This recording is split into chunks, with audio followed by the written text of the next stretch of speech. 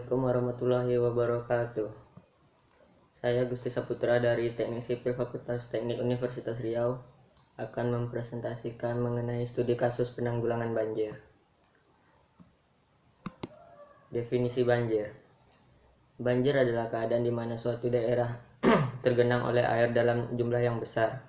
Kedatangan banjir dapat diprediksi dengan memperhatikan curah hujan dan aliran air. Namun, kadangkala banjir dapat datang tiba-tiba akibat dari angin badai atau kebocoran tanggul yang biasa disebut banjir bandang. Selanjutnya, ada penyebab banjir.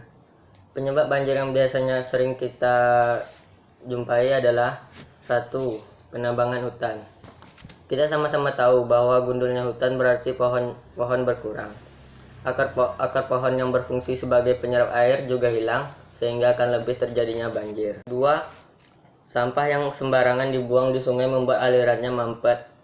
Sampah yang sembarangan dibuang di sungai membuat aliran tersumbat, dan akibatnya air sungai akan meluap yang berakibat terjadinya bencana banjir yang dapat merugikan masyarakat karena memberikan dampak negatif bagi kehidupan masyarakat. Banjir yang ketiga yaitu bendungan yang rusak.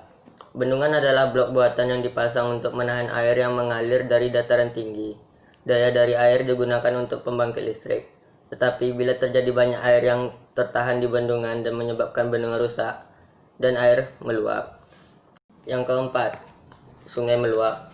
Meluapnya sungai dapat terjadi ketika air lebih banyak di bagian hulu dari biasanya. Sungai yang meluap dapat menyebabkan banjir. Saat air itu mengalir ke hilir menuju dataran rendah yang berdekatan, akan ada semburan dan air masuk ke daratan. Penyebab banjir yang kelima adalah hujan. Setiap kali terjadi hujan yang lebat dan melebihi kapasitas sistem drainase, banjir akan terjadi. Selanjutnya, pencegahan banjir. Ada beberapa upaya pencegahan yang bisa dilakukan manusia untuk mencegah terjadinya banjir atau meminimalisasi terjadinya banjir.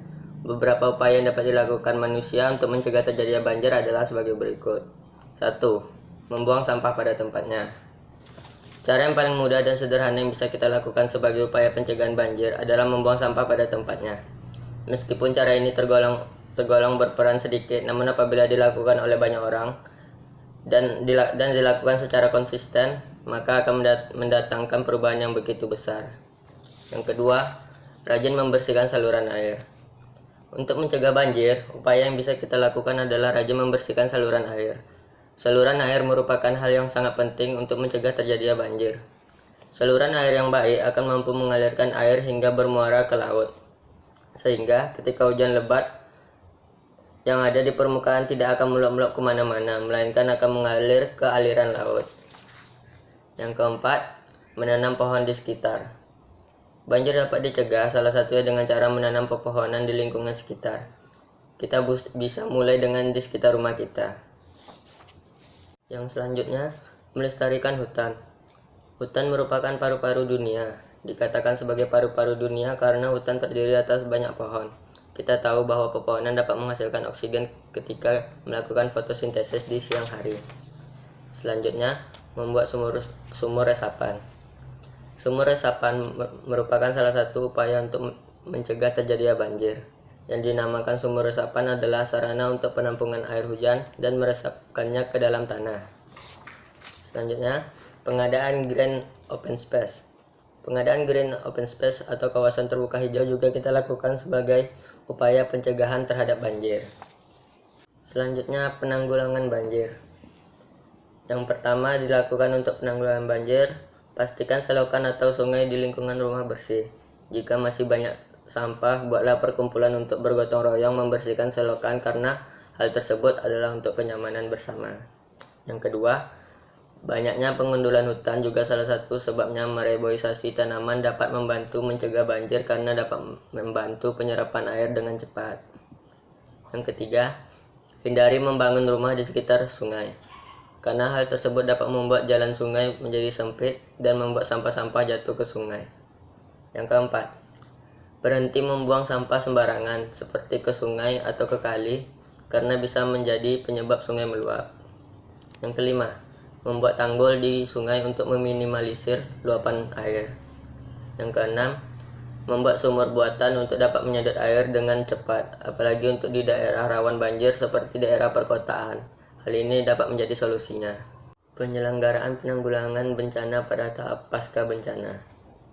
Yang pertama ada rehabilitasi, dengan melalui kegiatan perbaikan lingkungan daerah bencana, perbaikan prasarana dan sarana umum, pemberian bantuan perbaikan rumah masyarakat, pemulihan sosial psikologis, pelayanan kesehatan, rekonsiliasi dan resolusi konflik, pemulihan sosial ekonomi budaya, pemulihan keamanan dan ketertiban, pemulihan fungsi pemerintahan, dan pemulihan fungsi pelayanan publik. Yang kedua, ada rekonstruksi. Dilakukan melalui kegiatan pembangunan yang lebih baik, meliputi pembangunan kembali prasarana dan sarana, pembangunan kembali sarana sosial masyarakat, pembangkitan kembali kehidupan sosial budaya masyarakat, penerapan rancang bangun yang tepat dan penggunaan peralatan yang lebih baik dan tahan bencana. Selanjutnya, cara efektif, efisien, dan ekonomis penanggulangan banjir.